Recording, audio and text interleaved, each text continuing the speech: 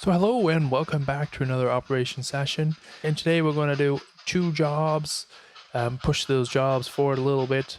And the first one we're going to do today is this PRR Hostler. And the PRR Hostler is actually a three-part move that happens throughout the day. So the first part is we bring half of the cars in and we spot them right here. The second part is we bring the second half of the cars and we swap them around with the new cars that are on the car float. And then we bring half of the new cars back to the yard. And then the third part would be to come back here and just pick up the second half of the new cars that came in on the car float. So we're going to do this first half. And like I said, it's quite simple, quite basic. We just go all the way there to the turnout. And then I just uncouple those cars. Can get you guys a little bit closer, see a little bit more of the action, but there's not a lot of action. So that's why we're going to do two trains today, because it's just quite a quick swippity swap. Swippity swap. Trademark Dubai trains. Little swippity swap. So it's uncoupled here. We got to go past this turnout. And then flip the switch. Turn out, go back. And the only reason we're going back is because we want to go back to the yard, and there's a caboose right there. We got to pick that one up. And then we're just going to head back empty just like that.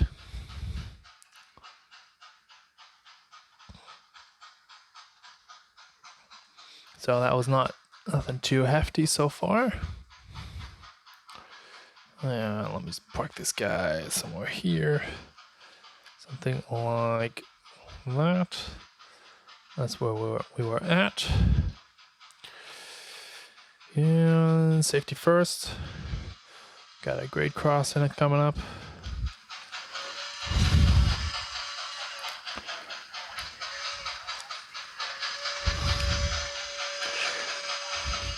Something like that.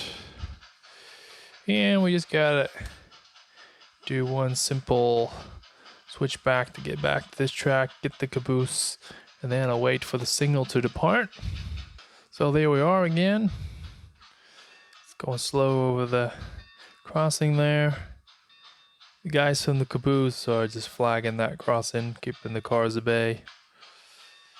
And all we gotta do is couple up here, then go back. And I think we have to wait for a signal again, because we might have some. Yeah, I think the Milwaukee. Oh, that was a bit of a hard couple. I think the Milwaukee interchange run is out right now, and that's going to be in near north. So we got to call the operator to get clearance.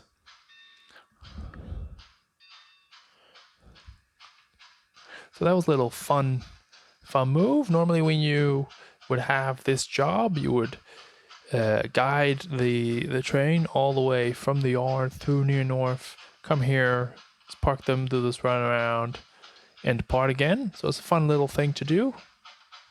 But now, because we're filming it in sessions, it's a bit split up. There's nothing really I can do about that. But yeah, so here we go.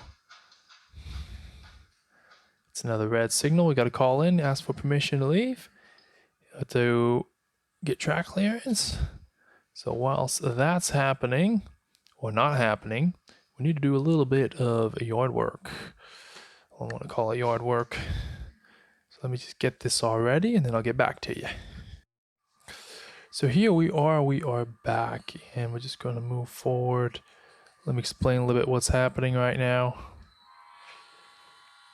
Here we come, guys. So we got this whole train that came in from the brewery run, and all these brewery cars, as explained in that video, the mistake I made, they don't need to go here to the icing track. I think we have 5 spots or 6 cars, so we'll just have to reshuffle them later on, no problem there. There's another car here that's empty that came with kegs and cans and stuff to the brewery. Now it's empty. And there's another gondola just right there off scene. You'll see it in a minute. And those 2 cars are both going to go to this track to the C&NW interchange eventually. So it's a bit of a quick job. That's why I'm putting 2 jobs in this one video just to show you a little bit of the things that happen around my tiny little railroad. There we go. That was a nice little couple, super easy. Just take it easy. And the fun thing is now I get to experience a bit longer trains. You really see that coupler smack. Jeez, I can't even say it. Coupler slack. Pick up when you pull a string of cars. So, like I said, we need to. I'm just gonna do them all at once. I think I'm just gonna go. No, let me just cut it there. That was a comment someone made. An old railroad engineer. I can't remember whose name was. So sorry that I forgot your name. But he used to work on the railroad, and he actually had a good comment. He said, "Well, you don't need for the yard lead to actually have the entire length." Oh, why is this? That's me doing 2 things at once. I feel that's going to be like a theme throughout my operating videos. That can't do 2 things at once. He actually said you don't really need to have the entire yard lead to have the length of the maximum train length, because they would often not take the entire cut of cars. They would just take half of it, just like this. Because I could have taken all these cars out and first spot the caboose, then the gondola, then these 2, then that, etc. But this would probably be a bit more realistic way to do it. I guess the reasoning behind it is that it's a bit faster and more controlled to move shorter cuts of cars, because you can do it a bit faster. I guess higher speeds, less risk, less cars, less weight. I guess it's something like that. Because it is a bit cumbersome to take this entire string and to continuously move it up and down just to spot these single cars. So there we go. You see, we're making short work of this job. Already halfway through. We're cheating a bit because, of course, this is one block of cars. All have to go to the same destination. And just like I thought, we only have a spot for 5 cars here, but that's fine. Actually, yeah, okay. So let's get the 5th one. And let me see what I'm going to do with the rest of them. The other one, I think I'll just spot it right here, or maybe just spot it somewhere here. It doesn't really matter. Plenty of space right now, so I'm actually just going to then, when I spot this one, the gondola, I'm just going to spot this one here. Actually, no, that's not handy, because then it's going to be in the middle of the stack. So what am I going to do? Let me just look ahead at the map. The next one is train going out. Just trying to see if I can just spot it right there. Or maybe I'll just spot it right here. You know what? I'm going to do that. I'm going to make my life easy. These 2 are connected. I'm just going to put one here. It's going to be iced, and the other one there is not going to be iced. But later on, we're going to take some of those reefers out as they continue their journey to the hands of thirsty beer drinkers, customers. So then I'll just take out the latter ones, and then there'll be a spot coming free at the icing platform. So that one that's here, that's not iced, I can put it on the icing. So what am I going to do now? I'm going to take those 2 out. So I'm going to take these 2 reefers out, because then the gondola and that boxcar will be joined as they're going to the same track. I don't want to spot the gondola and then go to the ice platform and then go to that boxcar. Just a lot of extra moves. I'd rather just, try to combine the cars somehow that go to the same destination. It would just save you a move in the end.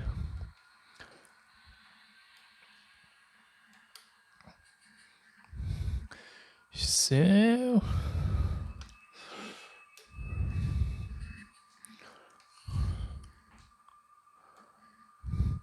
yeah, give it some juice.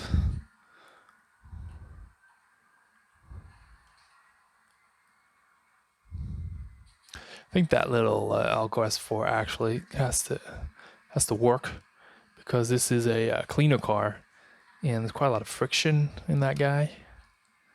Because I replaced the pad with a piece of cloth.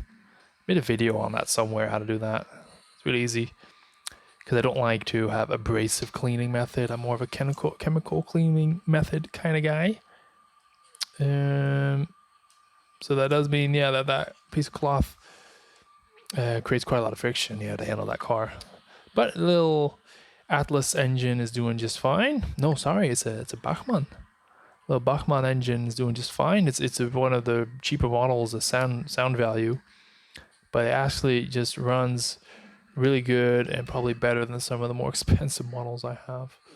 The only issue I have with it, if I turn the sound off, you won't really hear it, but if you go a little bit faster, it makes a little bit of noise. But then again, I also have an expensive Bowser, the U25, whatever it is, 29. That is, it also makes a lot of noise. Oops, sorry.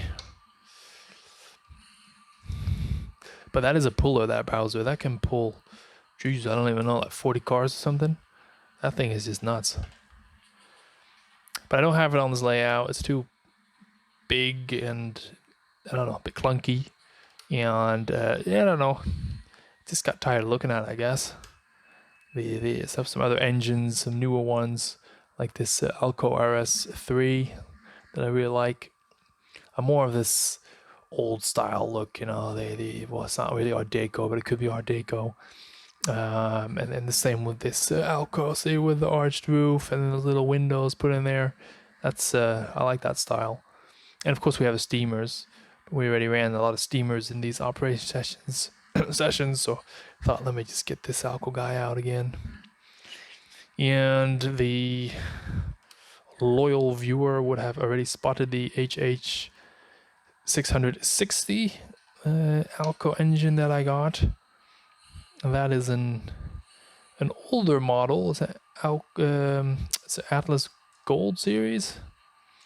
Don't really know if Gold is the best, or if they have a Platinum or whatever series. But anyways, the Atlas Gold series. I have a little bit of a decoder issue, so I think I might be thinking to change it. There's an ESU in there now, but I don't know, it's just so much headache. And because it has a 21 NEM pin socket in it, I think I'm just going to get myself a soundtracks decoder, because I like soundtracks. They're just easy. They work. There's a soundtracks Tsunami 2 in here. Just easy to work, easy to program, easy to handle, easy to set up. And there's no messing around with all kinds of sound files and shenanigans like that. Because I'm never going to ever customize a sound file. I'm not that prototypical that I'm going to change the bell to some recordings I made myself or something crazy like that.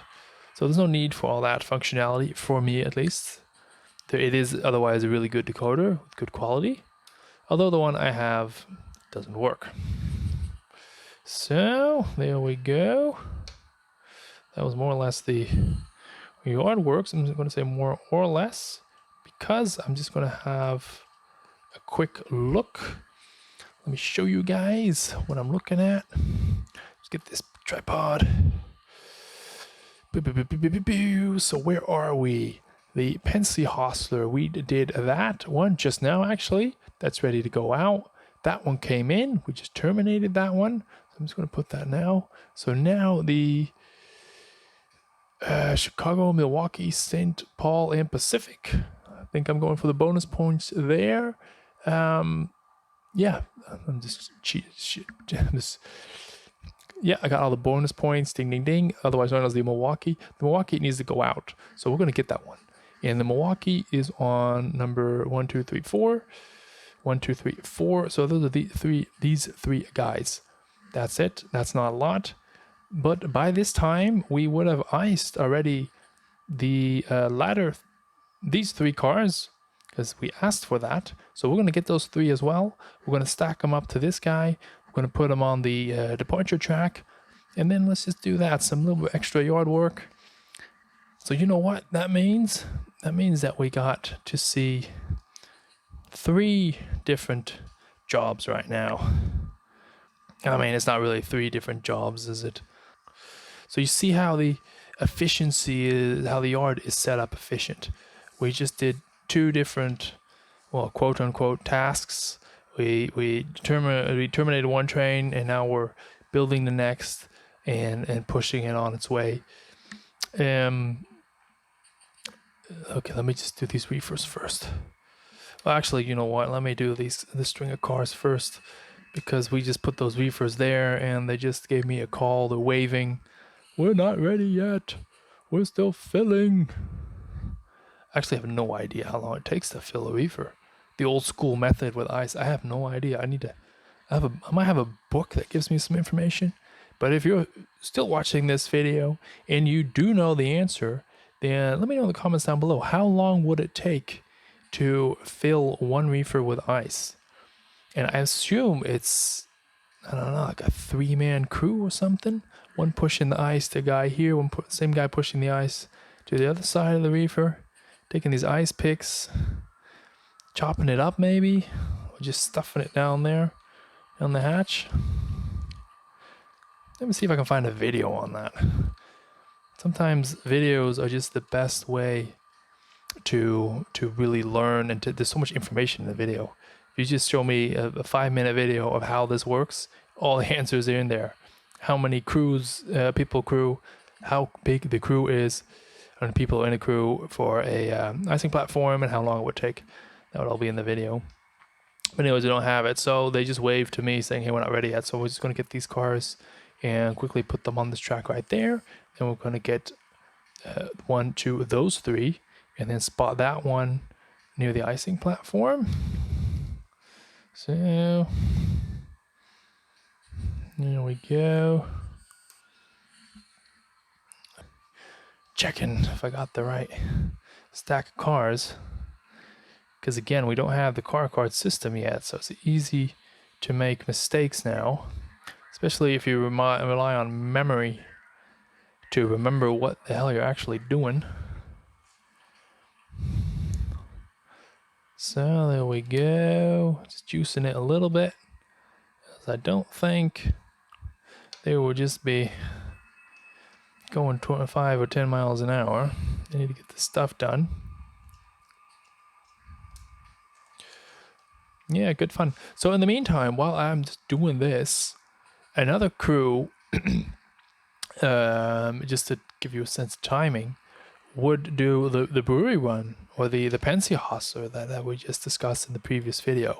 So he would, around about now, actually be on his way back. So that's the timing thing, an aspect you gotta look at a little bit. Like, how much time do I have to do this? Because now I'm clogging up the arrival departure track.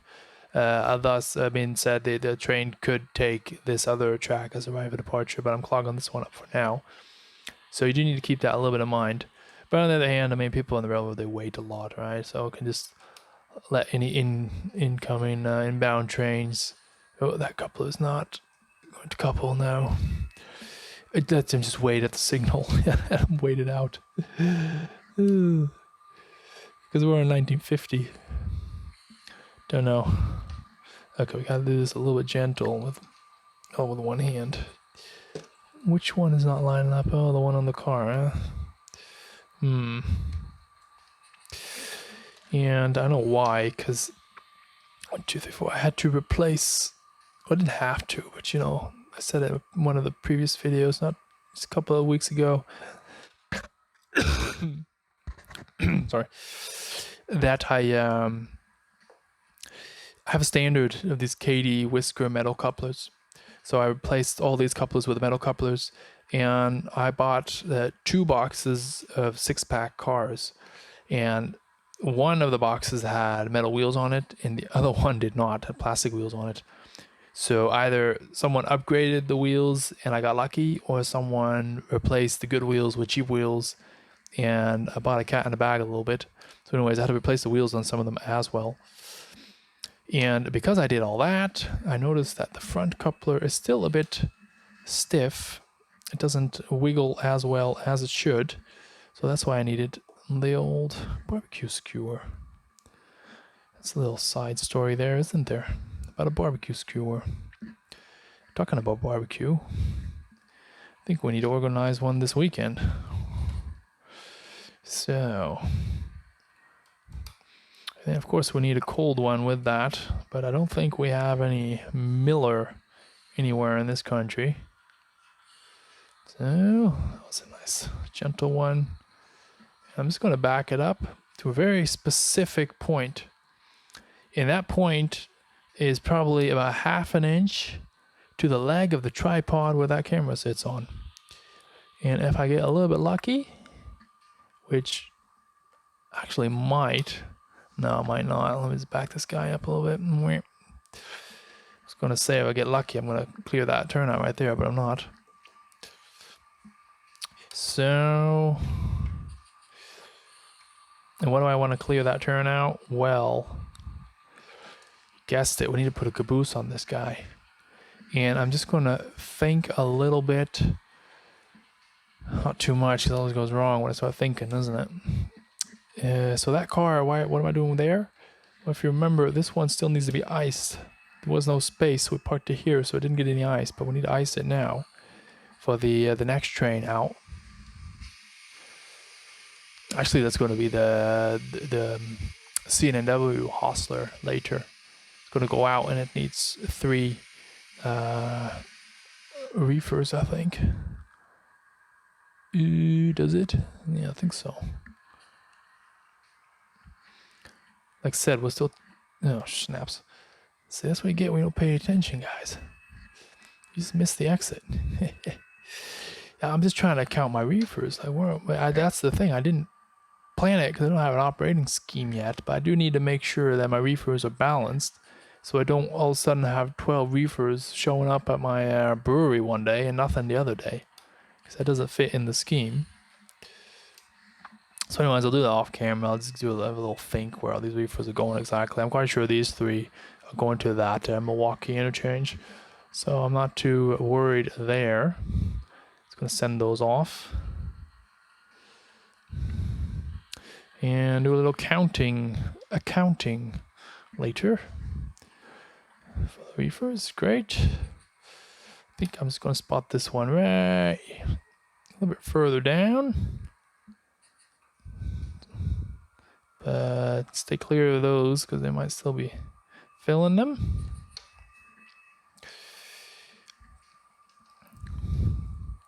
And what do we do next? Yeah, we just do a quick one. Sorry, just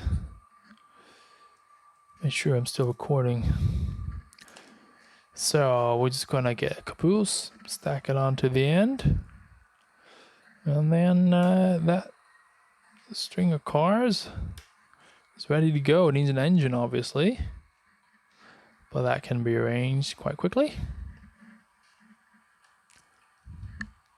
So let me just change the camera view as well, just to switch this up a little bit, no pun intended. So there we go. You see we have this little bit of a different camera angle going on. Well, actually I had to switch lenses and all that stuff, but hey, that's what we do, right? Get the right angle, get the right footage for you guys. It didn't take much time, but you know, it's just small things that all add up to hopefully improve the overall quality of what we're trying to do here. So we're just gonna get this guy, stick it onto the back, just barely cleared it there. It's all in a day's work. I think the guy in the front just like high-fived it. And there we go. So you see, this is what operations is all about. It's relaxing, you know. It's the end of the day. It's upside down. It's 9:15, and it's just nice to. Kids are in bed, and all that. To just run some trains. And if you're thinking like, I want something like that, I don't have as much space, so I have no idea where to begin, then let me just shamelessly plug my own website, dubaitrains.com, where I provide layout design services. and I'm actually going to make some videos because I helped a few guys. They had their own layout design. They basically just wanted some help, like, is this going to operate well, and how to look at it, and I suggested some changes. I'm also going to make a video on that because it's quite interesting, and it's all about the thought process, right? Like how, what is the thought process when designing a layout or reviewing a layout when it comes to the layout and operations. So I'm just going to clear this turnout right here. And then I'm going to back off. This guy likes to hang out just past the bridge. So this whole section can be used as an escape for engines, basically. Because we do have this guy going out, and we have another guy coming back in, the PRR Hostler. And actually that Hostler might just come and take this whole string of cars. So guys, that is it for today. Thank you guys all for watching. Bye bye.